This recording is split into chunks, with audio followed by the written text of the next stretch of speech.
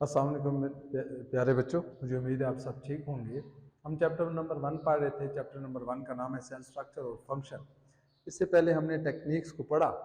अब जो है ना वो हम आगे सेल वॉल की बात करेंगे।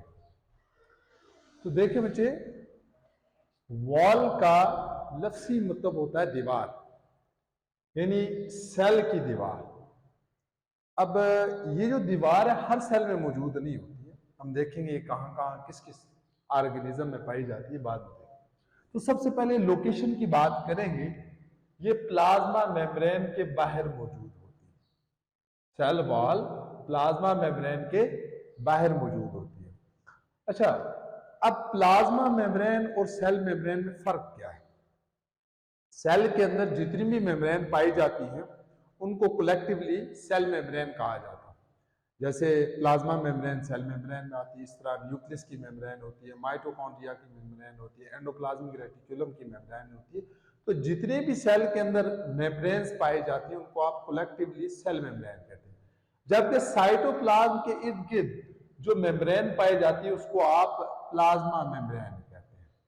तो cell wall basically plasma membrane के बाहर पाई जाती है या प्लाज्मा मेम्ब्रेन को सराउंड कर रही होती है। अभी हम डायग्राम में देखेंगे।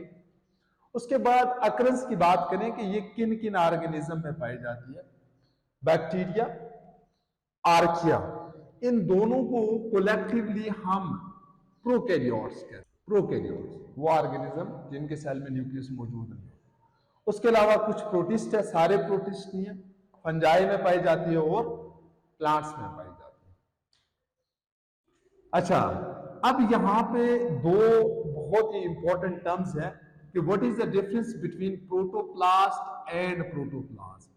देखें, अगर आप सेल की जो सेल वॉल है वो रिमूव कर दे एंजाइम्स के जरिए, बाकी जो चीज बच जाएगी जिसमें न्यूक्लियस होगा, साइटोप्लाज्म होगा, जिसमें प्लाज्मा मेम्ब्रेन होगी, उसको कलेक्टिवली आप प्रोटोप्लास्ट कहेंगे। दूसरी चीज हमारे पास प्रोटोप्लाज्म है। सेल में प्लाज्मा मेम्ब्रेन के अंदर यानी न्यूक्लियस और साइटोप्लाज्म को कलेक्टिवली हम प्रोटोप्लाज्म कहते हैं। न्यूक्लियस और साइटोप्लाज्म को कलेक्टिवली प्रोटोप्लाज्म कहते हैं। तो सेल वॉल की 3 लेयर्स हैं। एक को हम कहते हैं मिडल लेमेला, एक को हम कहते हैं प्राइमरी वॉल, एक को हम कहते हैं सेकेंडरी वॉल। सबसे पहले हम देखेंगे कि मिडल लेमेला क्या होती है। देखिए, ये gelatinous layer that develops first from cell plate during cytokinesis. इससे क्या मुराद है कि जब साइटोकाइनेसिस यानी डिवीजन ऑफ साइटोप्लाज्म हो रही होती है तो जो सेल प्लेट बनती है उसमें से सबसे पहले मिडल लेमेला बनती है। अब ये कैसे होता है, ये सेल प्लेट क्या होती है इसको हम देखते हैं। जैसे ये देखिए बच्चे, मेरे पास ये प्लांट का एक सेल है। अब आपने पढ़ा था कि प्लांट सेल के अंदर और एनिमल सेल के अंदर जो साइटोकाइनेसिस है वो डिफरेंट होती है। एनिमल सेल में तो क्लीवेज फरो बनता है, लेकिन प्लांट सेल में क्या होता है बेटा, जो गोल्गी अपरेटस है ये छोटे छोटे वेसिकल्स रिलीज करता है जो सेल के सेंटर में जाके जमा हो जाती है और फ्यूज हो जाती है और एक प्लेट बना देते हैं। उसको आप क्या कहते हैं, फ्रेगमोप्लास्ट कहते हैं, या इसको आप सेल प्लेट कहते हैं। सेल प्लेट कहते हैं। तो ये देखें, यहां सेल के 2 हिस्से होते हैं। तो इस सेल प्लेट से पहली बनने वाली जो लेयर होती है वो मिडल लेमेला होती है। और अगर हम इसकी लोकेशन की बात करें, it is present between primary walls of 2 neighbouring cells. जैसे मेरे पास एक ब्लू में सेल है और एक रेड में सेल है। इन 2 नेबरिंग सेल्स के दरमियान जो लेयर होगी सेल वॉल की, that is middle, that is middle lamella. तो ये हमारे पास इसकी लोकेशन आ गई। उसके बाद कंपोजिशन की बात करेंगे कि ये किन चीजों से मिलकर बनी हुई है। तो देखिए बच्चे, it is composed of salts of pectic acid, chemical का नेम है। और ये 2 किस्म के साल्ट्स होते हैं, एक कैल्शियम पैक्टेट होता है और एक मैग्नीशियम पैक्टेट होता है। अब याद रखेंगे कि ये जो मिडल लेमेला है ना तो ये इसकी है ना ही इस सेल की, ये दोनों की मुश्तरक है। जैसे ये एक कमरा है, इसके साथ एक कमरा है, तो इस दीवार को ना आप इस कमरे की दीवार कह सकते हैं, ना ही उस कमरे की दीवार कह सकते हैं। ये दोनों के दरमियान क्या मुश्तरका है, ये किसी भी सेल की जाती नहीं। उसके बाद हम बात करेंगे बेटा प्राइमरी वॉल की। It is a actual cell wall.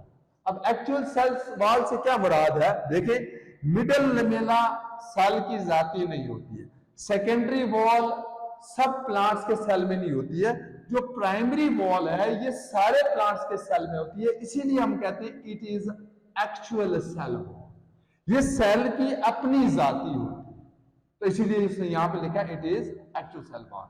अगर हम लोकेशन की बात करें, it is present inner on the inner side of middle lamella, ये जो सबसे बाय यानी मिडल लेमेला की अंदर वाली साइड जो लेयर है सेल वॉल की, that is primary cell wall.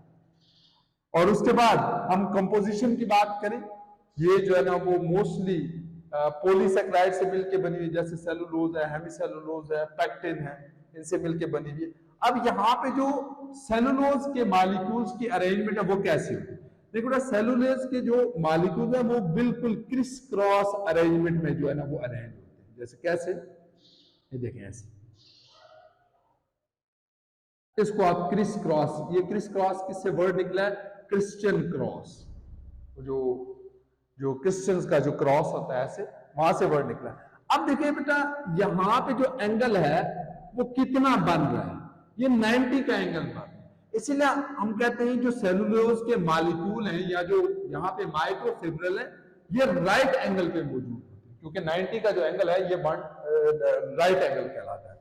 तो ये कह रहा है कि cellulose molecules have criss cross arrangement, microfibrils are present at right angle to each other.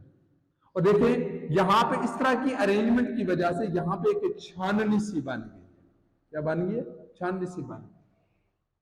तो यहां पे बड़े बड़े पोर्स रह जाते हैं। इसलिए अगर आपसे कोई पूछे कि प्लाज्मा मेम्ब्रेन परमिएबल है, सेमी परमिएबल है या सिलेक्टिवली परमिएबल है, तो याद रखें plasma membrane is highly permeable, यहां से कोई भी चीज गुजर सकती है।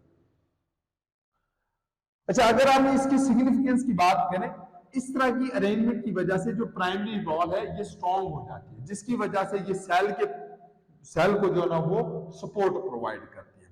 तो due to criss cross arrangement primary wall is strong and provide support to inner protoplasm, और ये अंदर सेल के अंदर जो मौजूद प्रोटोप्लाज्म है उसको सपोर्ट प्रोवाइड करती है। उसके बाद हम आते हैं सेकेंडरी वॉल के ऊपर। जो सेकेंडरी वॉल है ये सारे प्लांट्स के सेल में मौजूद नहीं होती, ये चंद प्लांट्स के सेल में मौजूद होती है।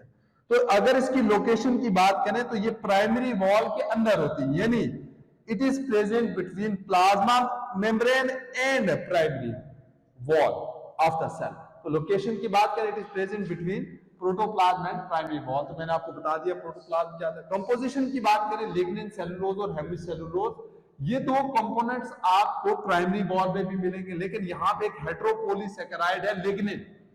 ये लिग्निन बनिस्बत सेलुलोज के ज्यादा स्ट्रॉन्ग होता है, इसीलिए जो सेकेंडरी वॉल है ये बनिस्बत प्राइमरी वॉल के ज्यादा स्ट्रॉन्ग होती है।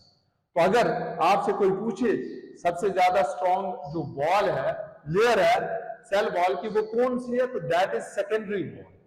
तो प्राइमरी वॉल इतनी ज्यादा स्ट्रॉन्ग नहीं होती जितनी सेकेंडरी वॉल होती। क्यों? क्योंकि इसके अंदर एक हार्ड केमिकल हेटेरोपॉलीसेकेराइड केमिकल मौजूद है, दैट इज लिग्निन।